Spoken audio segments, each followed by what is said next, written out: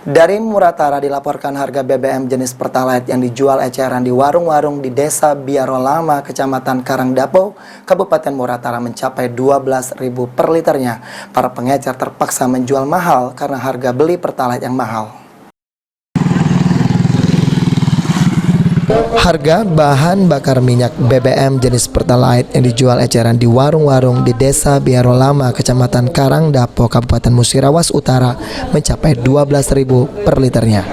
Menurut pemilik warung pengecer, ia terpaksa menetapkan harga Rp12.000 per liter karena ia membeli mahal dengan pemilik mobil pribadi yang dibelinya, sehingga harga lebih mahal dibandingkan dengan harga SPBU yang hanya Rp7.650 per liter.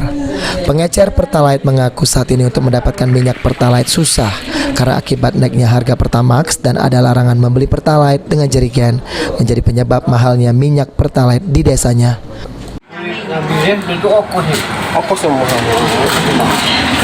Kita beli dengan mobil. Dulu sebelum Pertamax naik itu berapa kita jual? 10 ya? Oh. Kemarin apa? Kemarin itu pakai dirijen lagi. Pakai dirijen lagi, Pak ya? Biar bisa jual murah, Pak ya? Kalau jual murah, kalau dapat itu. Kalau gini kan sulit.